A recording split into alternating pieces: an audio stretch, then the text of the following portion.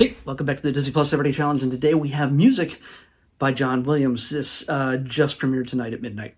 It's November 1st, it's 2024. This is an hour and 45 minutes long, and it's a documentary about what else? The music of John Williams. It is going over the history with interviews of the man himself and the people he's worked with over the years, specifically Steven Spielberg and George Lucas, and so many of his contemporaries and composers and just fans.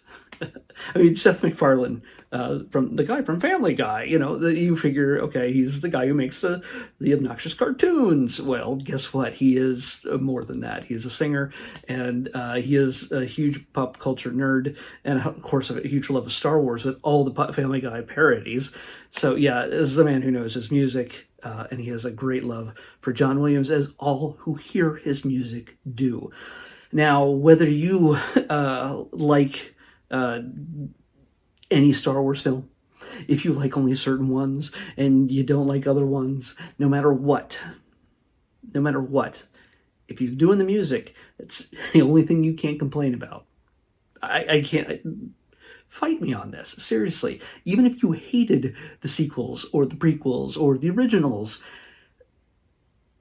if John Williams writes the music, you can hate every single one of them, but you can't deny that the music is fantastic. Think about the very first time you saw Star Wars. No matter which one of the Skywalker saga films. I know that there's different composers on like Rogue One and Solo and things like that, but the 9 main saga films. Think about that. What's the very first thing you experience in a theater that is about to start to play Star Wars?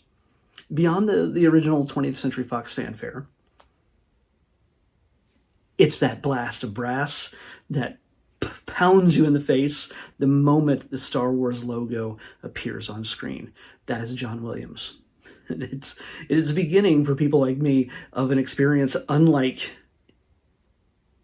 anything that came before that moment, even if we've seen Star Wars 1,000 times. And even if everything before that moment in that day was miserable, that blast of Star Wars resets my focus and sets me on a new path. I should probably listen to it more often. I have all the soundtracks. I have all the things. I have the original double album that they put out. It's a double album. Look at this. They really didn't even know what they had. They're just like, here's a few promo shots. It's like, of course, this great shot. Yeah, Vader. So, it's... One of the challenges that Steven Spielberg makes in this is watch any of the films. We have the technology now to do this, to pull out any of the music. Nerds do. Us nerds. We can take any sequence in any of the movies that he's composed. You could also do this with other composers as well. But take out the music and watch the scene. Put the music back in. It's a completely different animal. It's improved. I can't think of a situation where it is ruined. And there's other situations where when he's worked with Steven Spielberg, where they realize that there isn't a place for music. Obviously, the opening sequence, the storming of Normandy Beach in Saving Private Ryan, no music for the first 15 minutes of that movie, however long that took, until they come across, and it pretty much the battle dies down. It's I don't want to spoil anything. It's kind of this man makes magic, and I've been lucky enough to see him perform a number of times. Yes. I've seen him in a number of places, primarily the Hollywood Bowl, and you get to see what that is like at the very end of the film, the documentary. And you get to understand just the rock star fervor that comes with seeing him compose. Now, when he does these Hollywood Bowl things, I will warn you, he does not compose the entire time. The guy's getting up there. He's getting older. As much as he would love to be up there for the entire, hours, couple hours worth of music. He isn't. I think Dudamel, composer, is the main LA Philharmonic conductor, and he does most of the conducting. But John does step out on stage and uses his wand to make the magic. To us, seriously, you have to experience that type of crowd. It's classical music, technically. I mean, it's modern orchestral music, but it's I kind of wonder whether, like, when Mozart would go out, you see Amadeus, people swooning over his crazy music. Not the same thing, but still, this is a guy who started out in a very musical family. I'm not going to spoil it. There's a number, I know that's weird to say there's spoilers in a documentary. There's a number of things that I did not know about the man. I've loved his music, but it's not like I dig into everybody's personal stuff. He's had a lot of ups and downs in his life, but his family, even the ones that came after him, have some interesting musical connections that you may not expect if you don't already know. There's also so much music he's made just growing up that he contributed to. He didn't compose, he didn't conduct. There's so many classic films included in the montage of just posters. Was Some Like It Hot, one of my favorite, and what's considered possibly the funniest movie of all time, one of the greatest movies of all time, starring Jack Lemmon and Tony Curtis and Marilyn Monroe. The three of them with music. I forget who composed the music for the Billy Wilder film, but I think John contributed some piano. He played the piano in some of those sequences.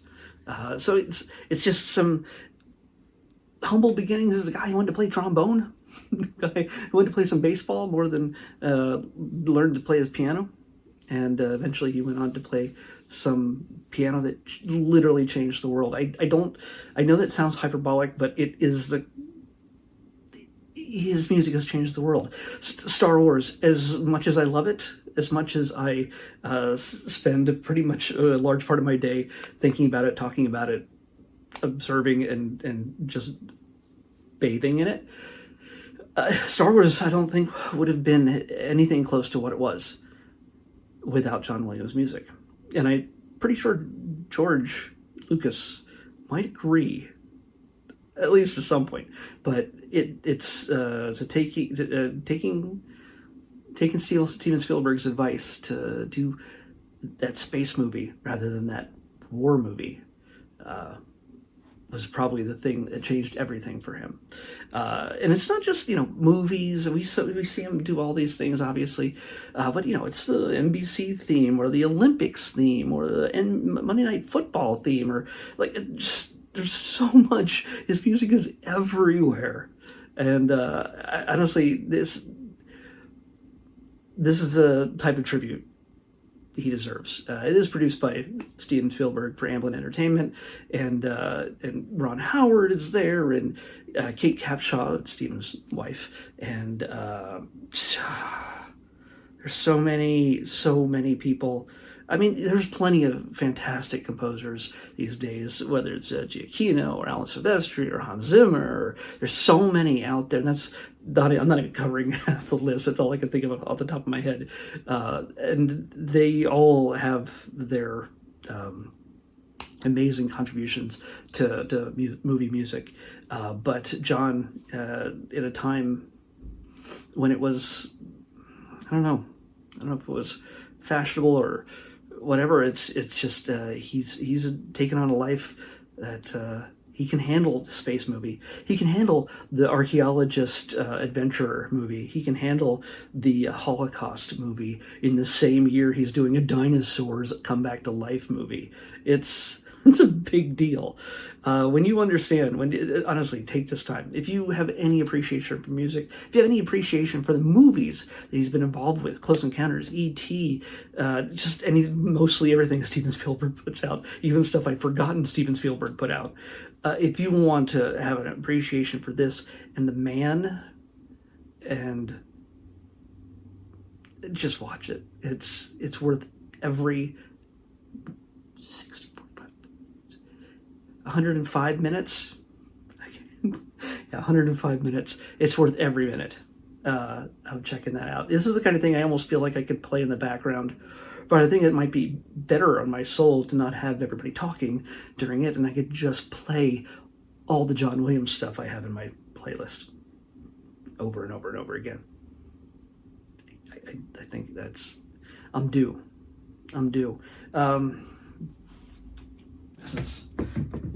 This is also music book that came, I don't know where I got this.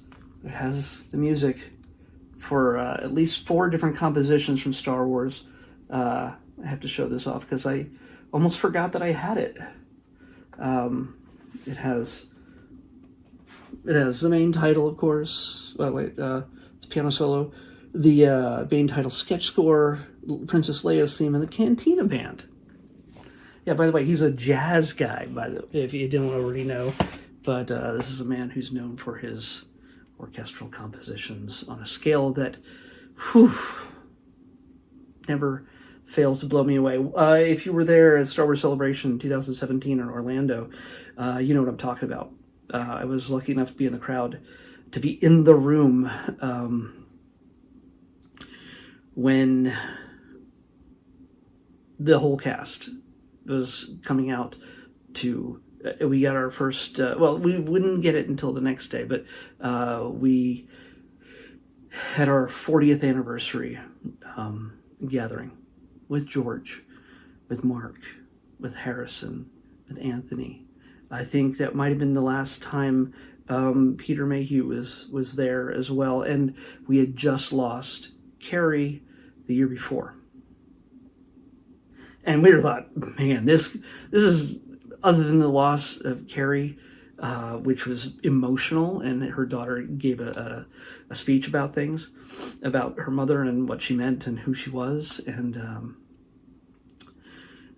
when we thought it couldn't get any better, I get emotional just thinking about it, just reliving that moment. I get goosebumps.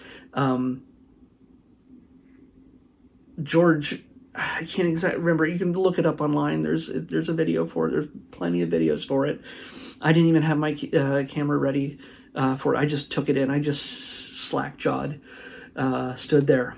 And I also realized that Hayden Christensen was just a few steps away from me, to my left, taking it in as well.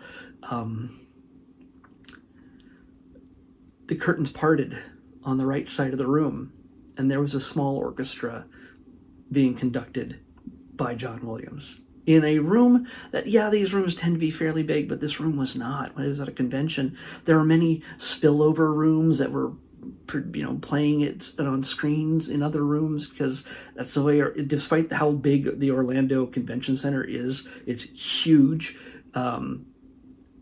It's the Orange County one off of International Drive. As huge as that is, their biggest main room just didn't seem very big. It felt very intimate. And John conducted that orchestra through so many Star Wars songs. And it broke everybody when he played Leia's theme. So it was,